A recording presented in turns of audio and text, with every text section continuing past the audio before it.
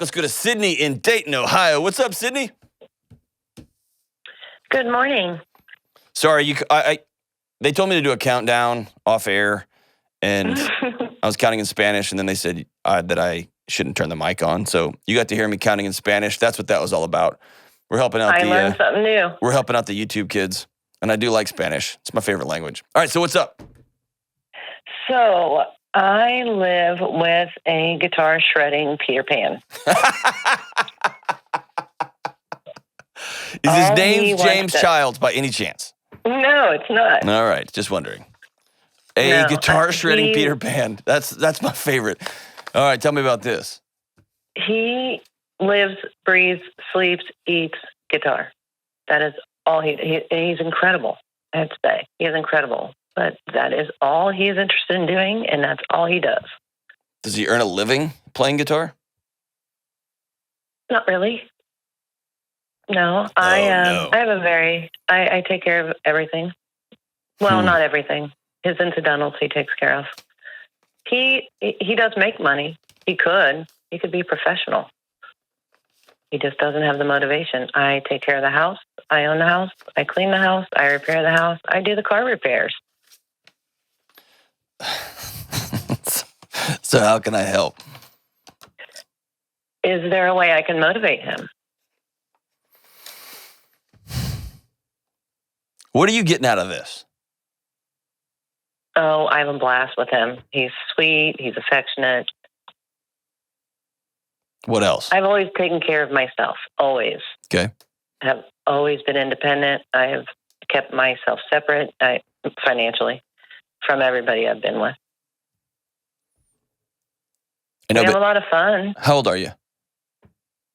Old enough to know better. You're getting something out of this. What is it? Companionship. I get attention. Why is this where you have landed as your benchmark for companionship? Well, it's not about him. This is a story about you. Yeah. I lost someone after 13 years. Okay. Passed away? Yeah. Okay. From addiction. Yep. And during that addiction, I was totally neglected for about 8 years. Yep. And then after he passed, I met this one, and he just hugs me and holds my hand and pays attention and loves me and shows it. And that for your body, for your spirit, that was worth the trade for a season. Yeah. Living 8 years with an addict it's like somebody putting a plastic bag over your head and you can't breathe, and then you're allowed one gulp of air, every 2 minutes, right? And you can't breathe for 8 years, and all of a sudden somebody takes that bag off your head and somebody comes up and just pumps oxygen into you for a season, right? And it feels so good. It sounds like you got a kid. You got a pet. Exactly. Because you're a mom right now. You're not somebody's girlfriend. That is how I feel. That's what you are. Yeah. Your feelings are accurate. Often our feelings lie to us. Your feelings are not lying. So you've got a child that you take care of and that offers you sex, intimacy, and human connection. What else? Humor? Yes. I mean, you can watch Anchorman reruns to get humor. Like, what are they offering you? Like, you're getting something out of this. Is it safety? Is it security? Is it you can't fathom starting over yet again? Like, what is it? No, that doesn't scare me. Yes, it does. Not really. Not starting over. I love change. Okay, so break up with him today. Well, I don't want to hurt him. Because he's your kid. Yeah. Now, I was being facetious about breaking up with him. Your response confirms what you already know. Your instant response was not, but I love him and I want to spend the rest of my life with him. It was, now I'm trying to protect him. And no relationship can be built on protectionism like that. Protection is a part of a relationship, but it comes from a deep-seated sense of love and interconnectedness. How long have you all been together? 4 years. Whew. You can tell me you're not afraid of change. Your body knows this story. The story of loss, the story of being single, the story of waking up and there's nobody next to you. Your body knows that story. And you can tell me like, nah, it's cool, man. It's not. That's going to be hard. Be real, real hard. Is that true? That is true. Yeah. I hate to admit that, but that's true. There's so many. One of the great evils of living and loving somebody who is an addict is you lose sense of yourself. You feel crazy every day, right? You feel untethered. You feel disoriented just making your way through the world because the person you love is also the person that hurts you the most. And your body and your brain have to toggle back and forth between I'm in love and I care and I'm trying to keep well and I'm being hurt all the time, either through neglect or positive, right? All the time. And you feel bananas and it can lead to one of two things, hyper codependence or an addiction to absolute stoic control. And you hit it. No relationship can survive either of those extremes. I fall in my life a little bit more on the let's figure it out live, woo! And my wife falls more on the list making side. Like we have to have somebody that pays the bills in this house, John. And so there's degrees here. But my guess is, just listening to you, if you put your feet in concrete on the control side, I will control every variable from this point forward to the point that I'm going to date and be intimate with a child so I can be that in control.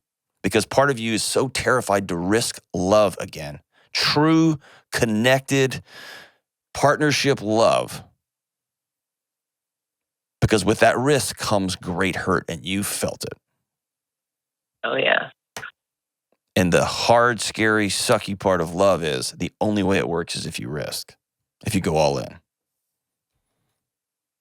Otherwise, you end up sleeping with a guitar shredding Peter Pan. Right. And Peter Pan was a child. So you knew calling me that you've got some hard decisions to make. What are you going to do? I feel like I'm leading you, and I don't want to be leading you. Right. What are you going to do?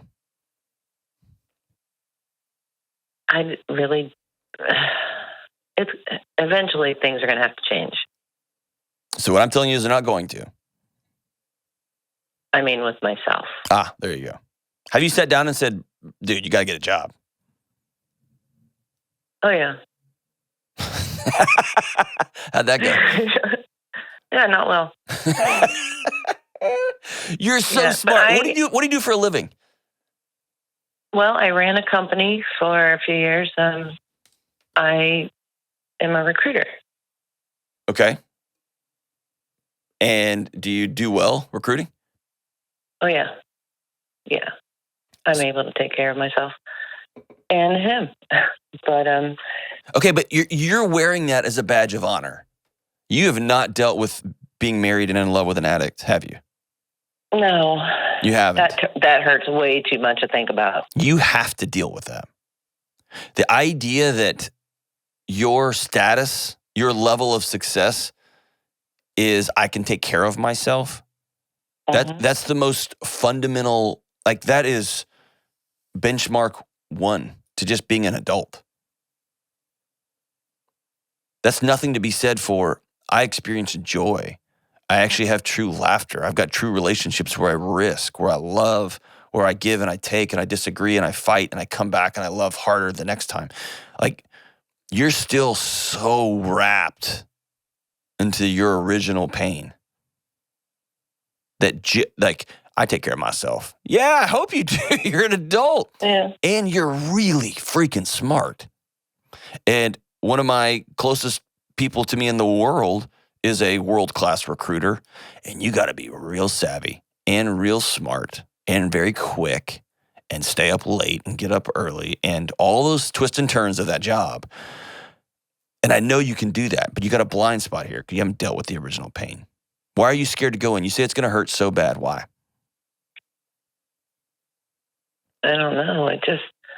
I've never felt anything like that. I've had loss, but I tried so hard to keep him alive and do everything I could. Hey, Sydney. And that's all I Sydney, focused on. Yeah. his death is not on you. It feels like it. You got to put that story down, sister. He didn't die because of you. It took me a long time to figure out I couldn't do anything. Though in it, while I was in the throes of it, I tried everything. Of course you did, because you loved him. Anything I could think of. Because you loved him. But you still wake up every morning with the feeling, with the brick in your backpack that you killed your husband. And that's not true. Mm-hmm. It's not true. That story doesn't hold water. It's a myth. And that brick is keeping you from relationships that you deserve, from joy and laughter that you deserve, from sleep. Man, you talk about people who can't sleep. Be married to an addict. Right? Yeah. Oh, yeah. The fear all night long. All night long. Yeah. You still don't sleep, do you? Nope. I wake up every night, a few times a night. Mm-hmm. Can I tell you, you deserve to lay down and go to sleep and sleep all night. You deserve somebody who will love you and participate in bills, participate in what you want to do, joy, all that stuff. You got to set that brick down. I want you to say out loud, what was his name? The one that passed? Yep. Chris. I want you to say out loud, I am not responsible for Chris's death. I am not responsible for Chris's death. You just said that in a very clinical way. I want you to drop your shoulders all the way down. You had to say it to get through it, and I get it. I want you to drop your shoulders all the way down. Drop them. They're clenched up around your ears right now. I can feel it. Drop them down and say it. I'm not responsible for Chris's death. I am not responsible for Chris's death. And today, before the day's over, you have one homework assignment. That's to call somebody and say, it's time for me to start healing. And my promise to you is this. When you start healing from that trauma that you've experienced, and you've been through a lot, the death is big. The death is the big acute trauma. But you experienced so much. You know this cognitively. Your body's holding so much pain still. Still vigilant, still trying to keep things going. So much so that it will take love from a child just to keep some oxygen pumped into your heart and just so you can keep going. I want you to call a counselor and say, today's the day. Make that first call. I got to start healing. Will you do that for you? I absolutely will. You promise? I promise. You are the bravest person I will talk to this week. Did you know what you're going to have to walk, the harrowing hallway you're going to have to walk down to heal this, right? Yeah, a lot of tears I've been holding back. Yeah, man. Think how exhausted your body is from not wanting to feel for so long. From carrying that guilt and that weight. Think about it as a backpack full of bricks. Think how tired your body is. When you finally set that stuff down and let that stuff go and let that stuff out, your body, you're going to sleep. Oh my gosh, sister. And then you'll look over and go, what are you doing in here, man? Peter, work or go. I'm freaking Sydney from Dayton. I'm not a mom. I'm a woman who's going to have a relationship that is egalitarian. We're going to love each other. We're going to support each other. And we are going to run for the hills together. I'm not going to be anybody's mommy unless I have my own children. Is that fair? That is fair. You're the bravest person I'm going to talk to. Now, here's the thing. You make that call and get an appointment on the calendar, and your homework assignment is to email me back and let me know I did it. Okay. Cool? I will do that. If you don't, I'm going to publicly shame you. I'm just kidding. I'm not going to do that. Okay? I promise. I promise. You're worth more than all of this. You're worth more than all of this. You got a hard... Sometimes I know. Huh? Sometimes I know that. I know. Because you're smart. And I guarantee you're a fun person. You're an exhausted person. You're I am exhausted. Anxious, exhausted person. And you deserve more than that. Simply because you're my sister, because you live in my country, you're my friend, you're breathing. You're a person on planet Earth. Anything you want to throw in there. It's time to heal. It's time to heal. And then get on to the next chapter that is whatever you want to make it. First step down the track starts today. So proud of you, Sydney.